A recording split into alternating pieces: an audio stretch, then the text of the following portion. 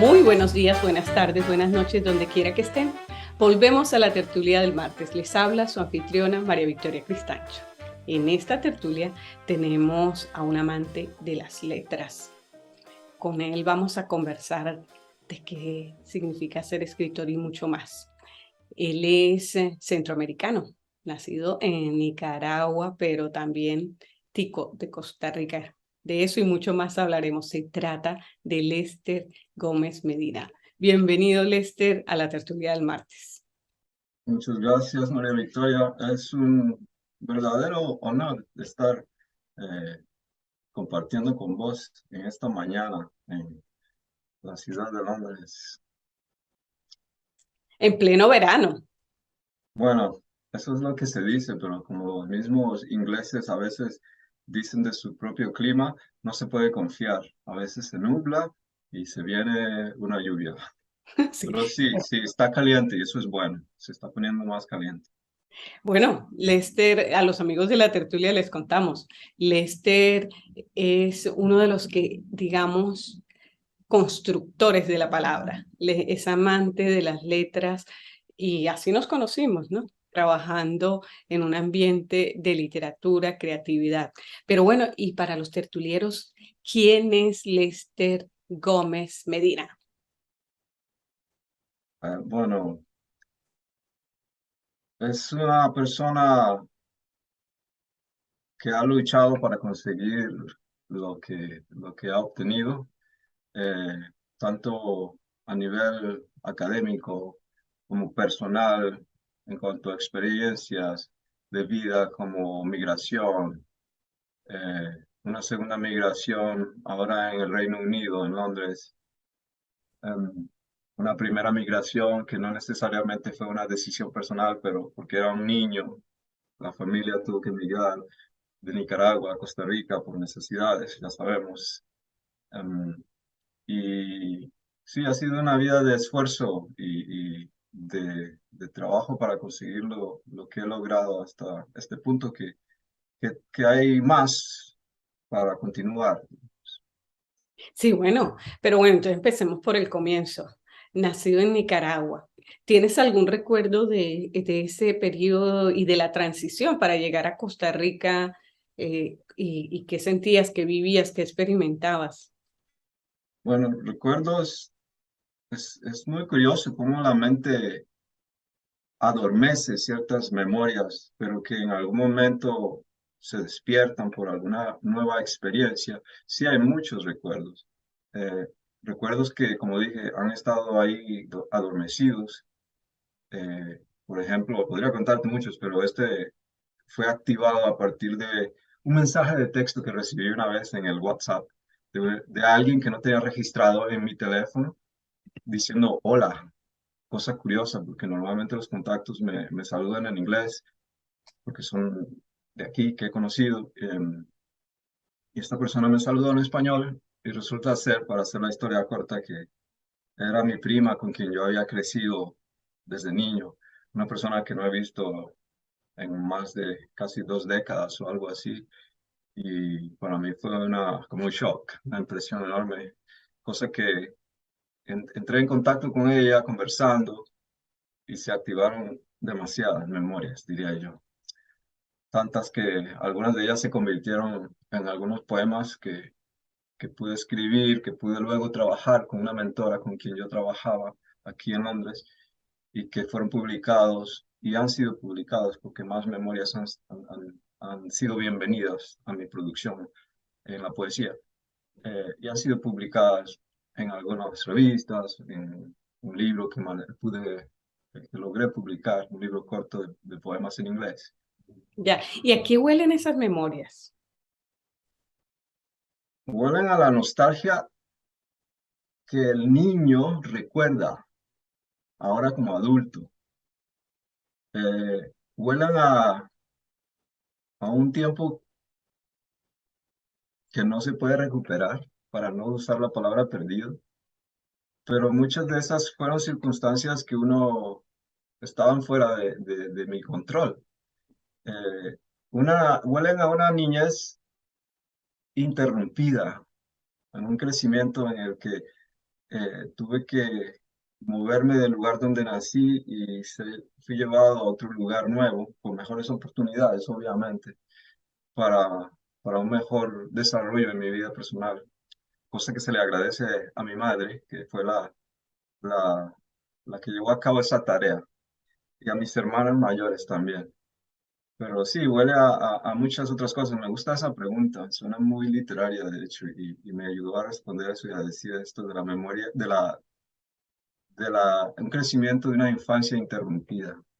Y que en esas nostalgias hay alguna fotografía mental que de algún momento vivido que quisiera, que supongo que has reproducido en tus trabajos creativos, pero que puedas contarnos aquí a los tertulianos. Recientemente se activó una y tiene que ver con un comentario que hizo una muchacha en un grupo de gente que se reúne para escribir poesía y comentar y compartir aquí en Londres. Me invitaron por primera vez, no les conocía, pero cuando fui alguien comentando después de leer un poema sobre migración, dijo algo muy curioso. Esta muchacha dijo, era como la primera vez que uno cruzó una frontera. Esa línea para mí me transportó al momento en el que yo por primera vez fui llevado por mi madre, digamos, a cruzar una frontera desconociendo lo que había al otro lado. Esa idea me debo darle vuelta porque, como dice, cuando uno está en la escritura, la parte creativa y la parte de la memoria trabajan juntas para producir cosas. Se convirtió en un poema. Y, Mm. y como tomo clases de vez en cuando, en este caso estoy llevando una clase los martes, escribí el texto en inglés directamente y lo presenté a mi clase para feedback, para retroalimentación. Y tiene buena aceptación, el texto está logrado A ver, y una estoy contento con frasecita para eso. ver si la entendemos, porque nos quedamos Sí, con las ganas. bueno, en inglés diría algo así como, The first time I crossed a line was on foot. Esa es la primera línea, que más o menos en español traducida sería la primera vez que crucé una línea fue a pie. Y ahí va la idea, Sí, porque pero y bueno, y de esa idea, de esa fotografía, ¿recuerdas, estabas nervioso, excitado, cansado, fastidiado? Cómo te recuerdas tú? creo que, buena pregunta también, había cierta emoción positiva, digamos, de un niño que está aventurándose por medio de la guía de su madre, a ir a otro lugar donde ya habían parientes, lo que lo hace interesante porque, si me recuerdo bien, yo no veía para atrás, sino que estaba con la emoción de llegar a un lugar nuevo en el que yo iba a ver a mis hermanas que no había visto en años y, y a empezar una vida nueva, porque incluso hubo una especie de paso, de rito de paso, porque me acuerdo que yo ya había empezado la secundaria, estaba terminando el segundo año, 13 años más o menos, y se dijo adiós. Yo no sé cómo se enteraron, seguro mi madre les dijo en la escuela, pero se dijo que Lester se iba. Y me preguntaron, me despidieron en la clase, en un círculo, en toda el aula, se sentaron en círculos y cada una de las personas iba diciendo qué proyectaba para su futuro. Y yo dije, bueno, pues voy a viajar con mi madre y se dijo adiós. Entonces eso para mí fue como un rito de paso y marcó un momento en el que sí, me voy, pero nunca pensé cuál era el desenlace, digamos, de una migración a tan temprana edad, digamos, pero siendo consciente al mismo tiempo un poco. Y cómo te recibió Costa Rica? Uy, eso es toda una novela para conversar. Costa Rica es un país muy bueno que ha hecho las cosas bastante bien desde la política y otros aspectos de la vida social, digamos, cultural también. yo siempre recuerdo que estudiando ya en Costa Rica, una de las mejores cosas que yo aprendí fue cómo esas personas que en su tiempo, no sé, cuando el país se estaba desarrollando, hace unos 150, 200 años casi, cuando Francia era el boom, en donde la gente venía a Europa a estudiar a Francia, a aprender francés por lo de la filosofía y la literatura y el arte. Algunos de esos latinoamericanos fueron, incluido gente de Costa Rica, los aristócratas posiblemente, fueron enviados y estudiaron, pudieron estudiar en el extranjero y educarse y trajeron eso a sus países, como Costa Rica en este caso, y una de las cosas en las que se enfocaron algunos de ellos fue en desarrollar el sistema de salud y el de educación, y apostaron por ello hasta el punto que se mantuvieron con la idea, en el caso de Costa Rica estoy diciendo, hasta llevar al país en donde está en una relativa buena posición, en la que la prioridad es la educación y el servicio social, aunque no es perfecto, la gente se quejará siempre, pero esas dos cosas para mí, y la Y cultura, para ti como niño y como adolescente, siempre es como un periodo complicado porque es volver a recuperar la autoestima, si se quiere, en algunos casos, frente a un grupo o lograr el reconocimiento como persona de nuevo, ¿no? ¿No te pasó eso? bueno, ya hay varias caras de la moneda, no solo dos. Ujú. Y en este caso creo que resalté algo positivo y bueno en cuanto a la forma social en que el país se ha estructurado, cosa que otros no han hecho. En el caso de Nicaragua, apostó por otras cosas, lo que ha perjudicado mucho al país después de 43 años de la última guerra, bueno, de la guerra civil, de la revolución. Y ahí verás al país todavía mal, no se ha levantado, lastimosamente, lo cual explica migración.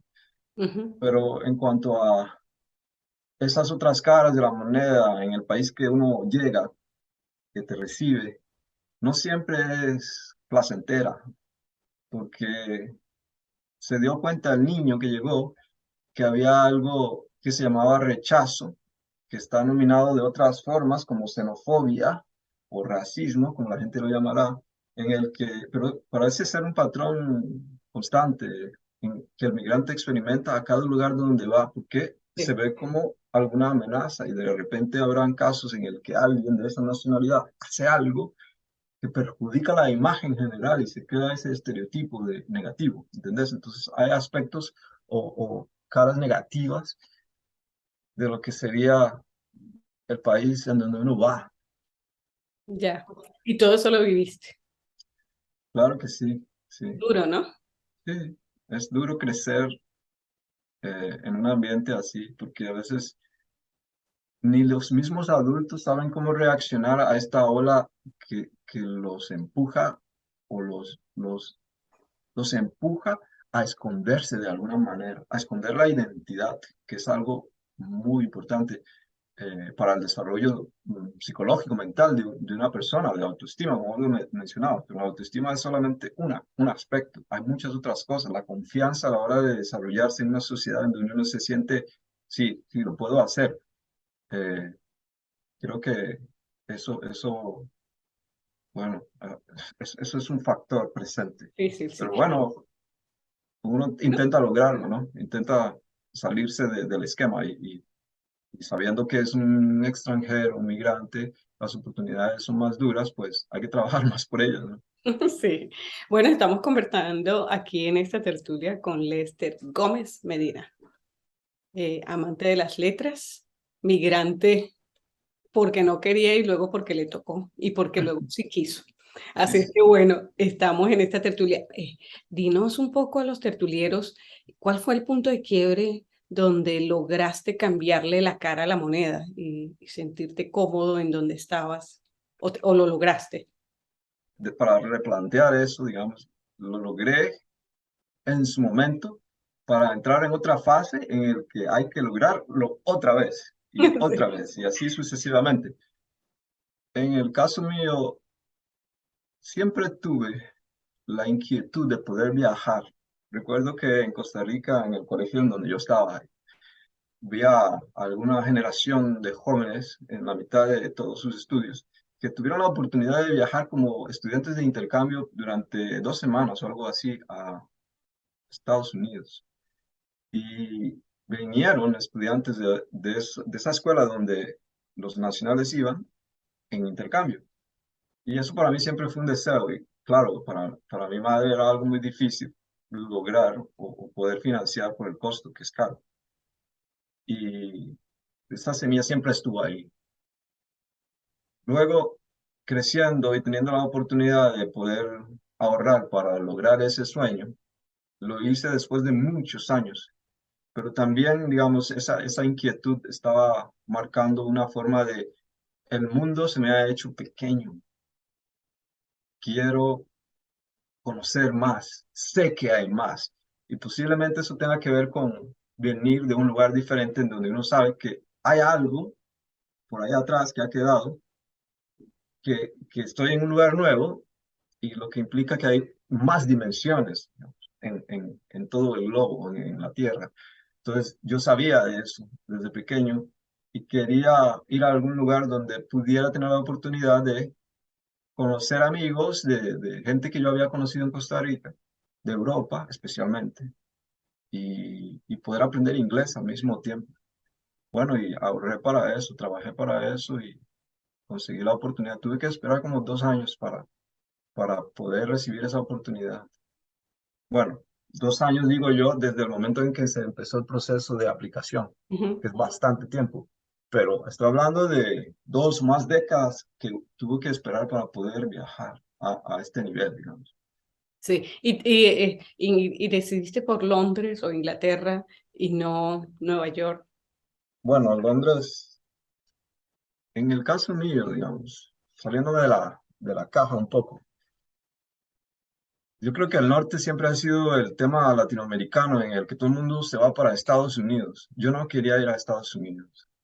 Tenía razones como, bueno, he conocido gente de Europa mayoritariamente a este momento y quería estar en Europa, en un lugar donde yo sabía que viajar de un país a otro era nada, en distancia y tiempo, para conocer más y conocer culturas y lenguas. Y eso era una motivación. Lo otro era, sí, básicamente creo que era eso. Lo otro era tal vez no querer ir a Estados Unidos. Em, Ese es el timbre de la casa. Bueno, creo que alguien viene a dejar el perrito. Sí, lo andaba llevando a caminar, una vecina. Bueno, ¿dónde estábamos? Sí, las motivaciones que me han llevado que me han traído aquí, digamos. Cuando me decís que pensé en Nueva York, nunca he estado en Estados Unidos. Me gustaría algún día irlo a ver por mis propios ojos, pero ese tiempo ya vendrá quizás. Pero creo que yo quería venir a Inglaterra y por eso dije que tuve que esperar más tiempo del debido, porque aunque estaba pagando, el costo era menor. Hice viajes por medio de una organización X y el timbre otra vez. Y la selección requería de tiempo y un proceso muy delicado. Ya sabemos cómo es migración, especialmente en países como Claro. estos. Sí. Bueno, estamos aquí conversando con Lester Gómez Medina, nicaragüense, costarricense y ahora parte de lo que es esta comunidad hispanohablante aquí en el Reino Unido y también, bueno, muy pegado a la lengua inglesa. Si quieres, vamos a ir a una pequeña pausa para que nos tomemos un ratico y regresamos y seguimos en esta conversación tan especial con Lester. Estamos aquí en la Tertulia del Martes. Generamos nuestra programación en YouTube @Tertulia del Martes, en Instagram @Tertulia del Martes y también estamos en Facebook como de Tertulia en Tertulia y por supuesto nuestra casa que nos recibe todos los martes a las 4 en punto, Express News. Búsquenos, regístrense y recuerden activar las notificaciones. Y estamos de vuelta en esta conversación de tertulieros con Lester Gómez Medina, así tan sonoro como la poesía. Lester, conversábamos de esos procesos de transición de la migración. ¿Cómo fue llegar a Londres? ¿Qué significó? Venimos de Costa Rica, un país lleno florido, verde, con un clima delicioso y llegas a Londres. ¿Cómo fue ese impacto? Esta vez es como un sueño, tal vez, en el que uno no lo asimila así como, wow, es como, ¿está pasando o no está pasando? Y uno no es como consciente necesariamente de ese momento, aunque uno lo sabe, uno ya sabe que está en otro lugar, pero como ya lo estaba esperando posiblemente, yo ya sabía que iba a viajar, que iba a moverme, que iba a llegar a un lugar con ciertas características. Mi forma de viaje no fue necesariamente como el de otras personas. Yo no vine aquí como un turista, tampoco vine como alguien que venía a buscarla de la forma dura, digamos, sin documentos ni nada de eso. Que se entiende que la gente migra a veces con el riesgo de esas faltas de lo que necesita para viajar legalmente.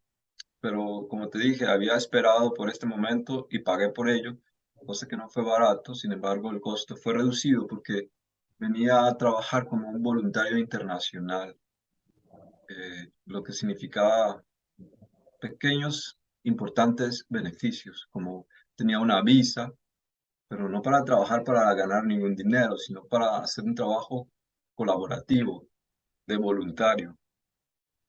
Pero durante ese tiempo, o sea, mi condición de viaje fue dura por tener que dejar un lugar, pero fue buena porque era nuevamente aventurarse en un lugar, en esta vez con mi propia decisión de viajar y conocer un lugar nuevo, ampliar mis horizontes, mi mundo.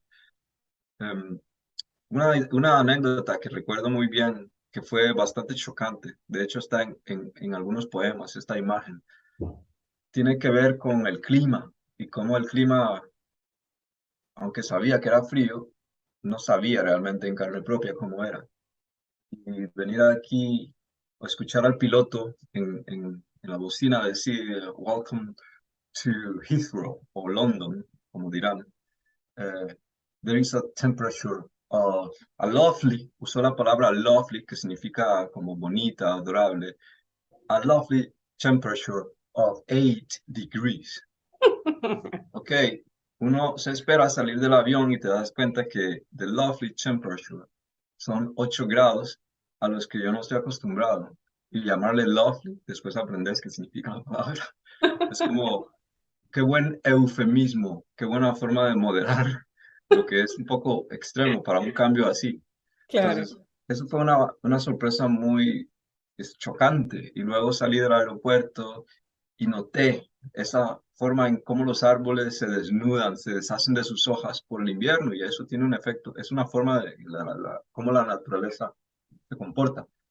Los árboles deshaciéndose de sus hojas porque el frío y la falta de luz y la lluvia constante, pero frío, ¿entendés? Estoy acostumbrado a la lluvia, pero no fría a ese nivel. Y bueno, eso fue quizás el recibimiento, así a veces ilustro yo mi forma en cómo quien me recibió a mí fue la naturaleza en esa forma. Muy, muy, muy visual. Ahora, ¿en qué momento o sea, el tema de las letras, cuándo se convirtieron, digamos que en tu amor eterno? Bueno, ese amor ya se venía trabajando desde que estaba en la universidad en Costa Rica. Estudié lingüística, bueno, básicamente le llaman filología española. Y estaba en estos estudios en donde uno tiene que estudiar la lengua un espectro bastante grande. Estudias gramática, morfología, etimología, literatura. Y esto, análisis de la literatura, estudias estas cosas. La literatura ya estaba cerca de este tipo de arte desde los estudios, temprano, pero nunca, como sabíamos bien, para ser un escritor, porque Ujú. eso es otra tela que cortar. ¿Ok? Estudias la lengua para trabajar la lengua desde la parte formal, pero no desde la parte creativa. Eso es otra cosa. Entonces, cuando yo vine aquí, en realidad me recluí. Tomé una decisión de aprender la lengua hasta donde se pudiera, lo que fue difícil porque lo estaba aprendiendo ya a esa edad. Yo, no, pues yo cuando vine aquí yo no hablaba bien inglés, yo no hablaba nada casi. Hay que aprenderla aquí. Y me recluí bastante porque me di cuenta de que si yo me relacionaba más con gente que hablaba mi lengua, me iba a ver iba a hablar más español que inglés. Entonces, por dicha, mi trabajo fue solamente con gente que hablaba inglés. Entonces, eso me ayudó mucho a estimular el oído por ese lado. Pero volviendo a la pregunta de mi cercanía con la lengua y la literatura, cuando vine aquí, esa parte de reclusión me hizo realmente enfocarme en aprender inglés hasta donde se pudo. Pero poco a poco, con el tiempo, según mi inglés iba mejorando, yo ya me iba relajando más y llegó el momento, después de 3 años tal vez, en el que yo dije, yo no puedo abandonar completamente mi lengua, que también es la cultura de donde yo vengo. Y me relajé más y empecé a buscar cómo educarme, cómo reunirme con gente que estuviera haciendo lo mismo que a mí me gustaría hacer, que era escribir realmente. Y encontré el taller de el conocido entre nosotros, Enrique Sátara, por medio de alguien me dijo, esta persona te podría ser conveniente ir a asistir a este taller, porque yo asistí a otro y me dijo, yo creo que este no es el lugar, que es muy básico, yo creo que vos estás para este taller. Entonces me envió a Enrique, donde nos reuníamos en Brixton, donde te conocí a vos, María Victoria. Sí. Y ahí empezó mi preparación más formalizada en cuanto a aprender cómo escribir cuentos, básicamente, si te acordás. De repente, porque eso termina y continúa con la parte de por qué yo realmente me estoy dedicando especialmente a escribir poesía y no necesariamente cuentos, que tampoco los dejo, pero es poesía lo que hago actualmente. Pues eso será otra anécdota que tomará un poquito más de tiempo, si querés, nos podemos Bueno, aquí hablar. estamos conversando con Lester Gómez Medina. Me gusta así porque suena realmente a grandote, nombre grandote. De ese proceso, y la pregunta que tú misma la ibas respondiendo, pero se me ocurría preguntarte, escritura formal, periodismo, literatura, poesía. ¿Qué ves en cada una y por qué realmente la poesía? Yo escribí una frase que de hecho la publicó alguien me entrevistó cara a cara y escribieron esta entrevista. Hay una idea en esta entrevista que tiene esta línea que dice, yo, y esto es mía, ¿ok? Es algo que yo concibo así, Está patentada. digamos, porque así yo lo concibo. Yo no soy un poeta por accidente. Nadie, en realidad, esta es la línea, nadie se hace poeta o es poeta por accidente. Yo podría explicarte muchas cosas por qué yo defiendo esta idea, porque habrá otras personas que pensarán o sentirán lo opuesto. Me estoy dedicando a la poesía, ok, me convertí en poeta. Yo no creo en esa frase. Esa persona viene con esa naturaleza, con esa disponibilidad o disposición o esa vocación para ciertas cosas. Ya tenemos diferentes tipos de artistas, diferentes tipos de profesionales que hacen cosas y lo hacen mejor dependiendo de su vocación y su compromiso. Um, pero básicamente, sin irme tanto por las ramas, um, ¿por qué la poesía? La anécdota que iba a comentar respondería a esa pregunta. Cuando estábamos preparándonos en el taller para escribir narrativa en español, yo me apliqué para un programa de escritura que tenía que ver con poetas en Londres, que viven en el UK o en Londres, que tienen las raíces de alguna forma latinoamericanas. ¿Okay? Yo soy un candidato para eso. Entonces yo apliqué y me aceptaron.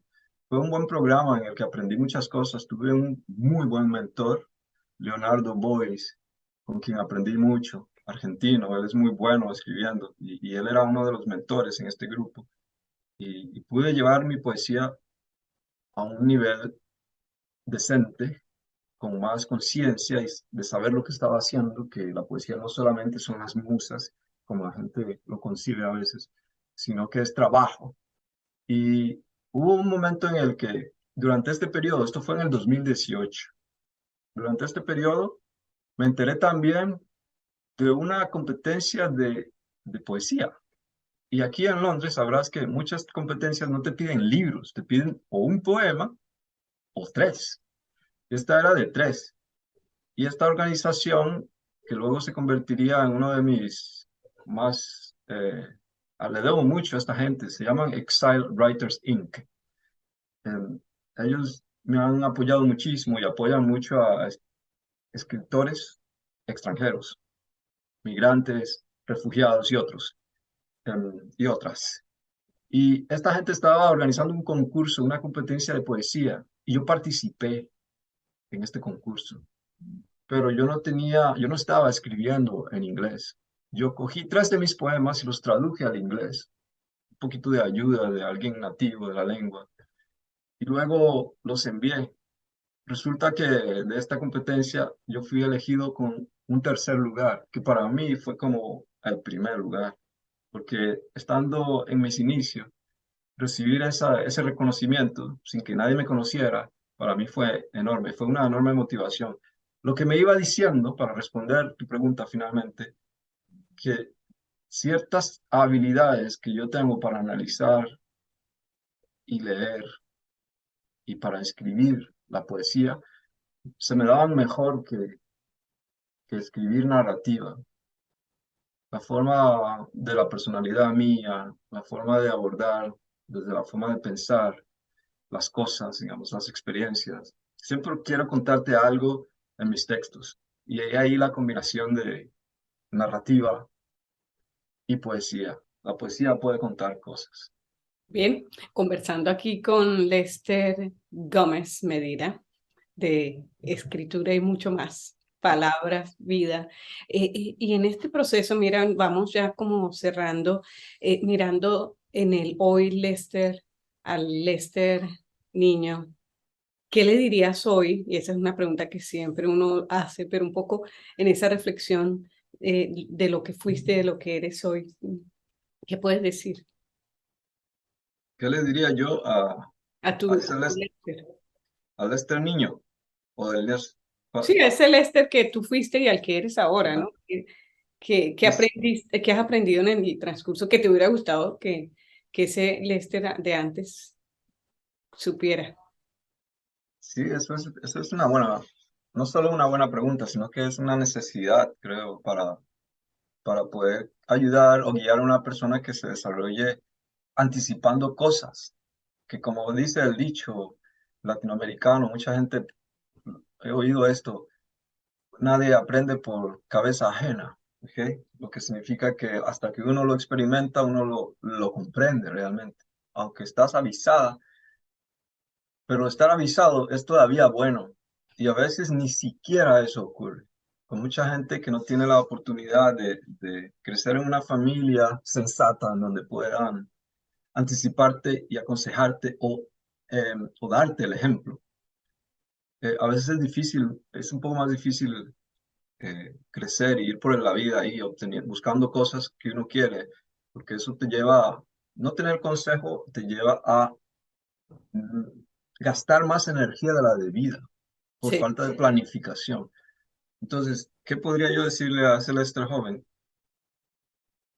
Que si buscaba las oportunidades que ha encontrado, que las va a obtener, pero que aprenda que la disciplina puede verse de varias formas, que tuvo la disciplina del deporte, trabajar duro para superarse y mejorar la calidad de performance, de rendimiento en el deporte, pero que también eso se puede aplicar en la vida de muchas maneras, en los estudios, por ejemplo, ser persistente. Ya sabemos que el sistema educativo no necesariamente te hace un genio, pero te obliga a pasar pruebas y a estar al día. y a estar al día con las tareas, digamos, y estudiar para presentar, para hacer la entrega, que es lo que se requiere al final de cuentas en un trabajo. Por ejemplo, la gente te contrata para que hagas tu trabajo. Y saber también, esto es importante, que no necesariamente ibas a tener el trabajo de tu vida, que podías de alguna manera accesar a hacer algo que te gustara mucho, haciendo otras cosas alternativas, y con esto me refiero claramente a hacer trabajos que no necesariamente nos llenan o son lo que nosotros queríamos, pero que te pueden permitir accesar a un dinero que pueden pagar las cuentas mientras te preparas alternativamente con otras cosas. Ese tipo de cosas, diría yo, persistencia, que hay oportunidades y que sea un poco, se mantenga la disciplina, porque cuando uno es joven, digamos, y uno se desespera, no ve resultados, y empieza como a desesperarse, ¿no? Perder la paciencia. Pero Sí. básicamente, muchas otras cosas, pero en general eso es lo que se me viene a la mente. Y cuando no eres escritor, cuando no eres deportista, cuando no estás trabajando, ¿qué haces? Bueno, pues definiste todo lo que soy. Mm, me gusta mucho, hay algo que esta ciudad, tomando en cuenta, volviendo al tema de lo del clima, cuando te lo comparo así, para mí la forma de verlo es, cuando el cielo se pone gris, oscuro, uno sabe que va a llover. Esto en Latinoamérica, al menos de donde yo vengo, sabemos que esas nubes vienen cargadas de agua y tormenta eléctrica. Y uno no se ve en la necesidad de salir. ¿Para qué vas a salir a mojarte? A menos de que sea realmente necesario. Pero aquí el cielo, por lo general, está nublado. La parte del verano, que es bastante corta, si uno ve las estrellas y la luna y se ve claro, pero es muy corto el periodo. Entonces, la mayor parte del tiempo el cielo está gris, nublado. Yo no permito que eso me afecte, porque la gente se queja mucho del clima en cualquier lugar del mundo. Para mí la lluvia es una bendición, digamos, una dicha. Este país, por ejemplo, no sería nada sin la cantidad de lluvia que hay, porque es bastante verde y puedes ver que cuando se seca, el cielo se resquebraja, lo que, porque está hecho en su mayoría, en muchas partes, de lo que llaman barro. Entonces el barro se pone duro, requiere de mucha agua. Em, pero una de las cosas, digamos, como yo trato de mantenerme ocupado, especialmente en los últimos 2, 3 años, es después del lockdown, pandemia, es estarme involucrando más con la comunidad. Y cuando digo la comunidad es salir, ir a asistir a un evento de lectura de poesía o de otras formas de presentación de poesía que le llaman aquí en inglés el spoken word, la palabra hablada, que es una forma más comentada de la poesía que la gente recita.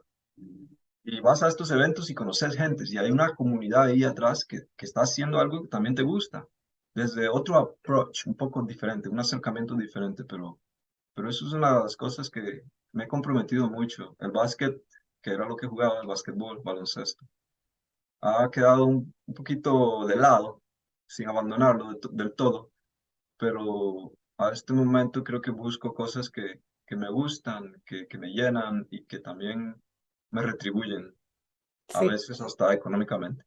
Mira, y por allí tenemos, yo ahí a tu lado derecho, atrásito, hay una cosa que quisiera que compartiéramos, porque no lo muestres. Un librito, Sí, a ver pareciera. lo que dice. A ver, Esto, a ver, se ve bien. háblanos de ese bebé. Sí, titulado en inglés The Riddle of the Cashew, que alguien lo tradujo de una forma muy extraña, porque sería como la adivinanza de la semilla de marañón.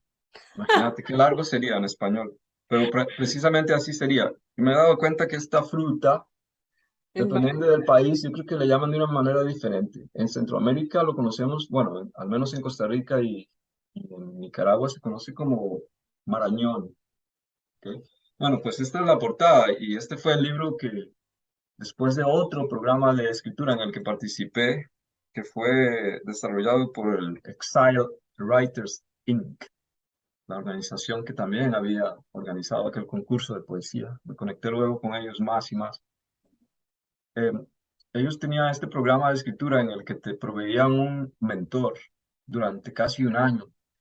Y yo tuve la oportunidad de trabajar con a ver, no sé si se nota ahí, se No, ve, no ¿no? se nota. Bueno, ella está aquí al final del libro. Ella es Jane Durán, una persona con raíces mixtas también. Su padre español, su madre estadounidense. Ella nació en Cuba, pero vivió en Estados Unidos y en Chile y ahora vive aquí en Londres. Wow, sí, Ella, estas migraciones nuestras. me conecté muy bien con esta escritora, que fue mi guía y mi mentora durante un año y pudo ayudarme a desarrollar mi escritura a un nivel que yo no tenía idea, pero que con ganas de superarme y aprender, fui mejorando, mejorando. Al final del proyecto consistía en acumular un número de poemas que yo escribí y publicarlos en inglés. Algunos de ellos fueron traducidos y otros fueron directamente escritos en inglés, que me aventuré a hacerlo. Claro que ya sabemos que el proceso de producción de un libro requiere luego de los ojos de El- aprobación de otros editores y los que están promoviendo todo el trabajo. Y fue muy exitoso, en realidad. Fue mi primer material que he podido publicar. en solo. Y sí, individual, eso es bueno para tu currículum, porque demuestra el trabajo que has invertido. Pero sí, aquí está, tiene 19 poemas. ¿Qué sentiste cuando tuviste el libro por primera vez en tus manos? Fue la conclusión, lo que cerró como lo que me dijo que el sueño no era un sueño, que era real. Me acabas de hacer sentir el momento ahora. Me sentí, wow, que no, en serio, no se puede creer a veces que uno dice, es un libro, sí. No, no es un libro, hay mucho trabajo detrás de eso. Hay Claro. mucha gente que se involucró en este proyecto y está publicado. Y una vez me ocurrió algo Hay que muy, buscarlo. perdón, Hay que buscarlo. sí, bueno, las copias se han agotado. Yo tengo algunas y solo las uso para regalárselas a alguien cuando yo necesito. Los uso como tarjetas de presentación personal, digamos, que es lo mejor. Sin embargo, las copias fueron limitadas y se han casi agotado ya. El consejo de uno de mis profesores en algún momento fue, cuídalas muy bien y dáslas a gente que sabes que puedan usarla de una manera promocional también. Que Y las si valores. llevas, sí, Sí, claro, ¿no? Pero sí. la idea es esa, ¿no? Presentar el material y usarlo como un CV, como un currículum. Sí. Pero, pues sí. Bueno, mira, y ya para cerrar, dos cositas. Tienes un compañero de vida. ¿Cómo se llama? Pepito, Pepita, el perrito. Cuéntanos de él. Ah, Se me no, olvidó el nombre. es el perrito de mi novia, se llama Pinto, está ahí durmiendo. Hace Está rato sonó el timbre y lo vinieron a dejar porque alguien lo llevó a caminar, bien. eh, la vecina. Pero sí, sí, es un buen amigo, son muy buenos amigos los animales, como los perros, son muy, muy inteligentes y muy afectuosos. Interesantemente, tuve un perro no, cuando era niño tuve un perro, pero eso es otra historia que he tratado de plasmar en un poema, en un cuento, y ha sido difícil para mí lograr revivir esta memoria, pero fue una historia un poco trágica.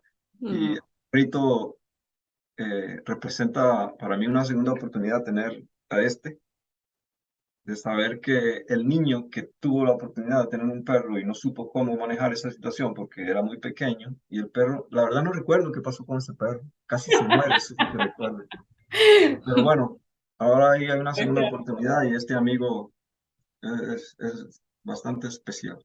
Muestra y la tacita. Muéstranos lo que te estás tomando. No, mira, Cafecito, tecito, ¿qué tomas? no, estoy tomando un té que yo me inventé, porque aquí como es un, digamos, té de ginger, de jengibre, que compramos ahí en el supermercado lo picas un poco y hervís el agua y yo pongo un pedacito de jengibre y luego le agrego un poquito de leche de soya, aunque se supone que el herbal tea o el té de hierbas no se le mezcla con leche. A mí la verdad, yo le pongo. Y sabe rico. ¿Y Entonces, la eso es lo que estoy tacita? tomando. Cuéntanos de tu tacita. Esta es mi taza, la verdad, porque Ujú. la compré hace como 3 años con los colores que más me gustan, que es el azul, combinado un poco con el blanco. Y la verdad es que es una taza comercial, pero es mi taza y me gusta mucho. Eso es lo importante.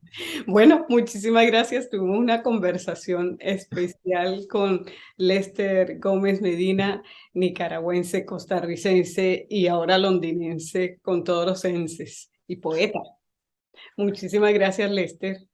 Muchas gracias a vos y espero que la gente disfrute, que puedan eh, compartir y disfrutar un poco de las anécdotas que compartimos nosotros. Gracias, María Victoria. A la orden. Y nosotros nos vemos la próxima semana en otra tertulia. Hasta la próxima.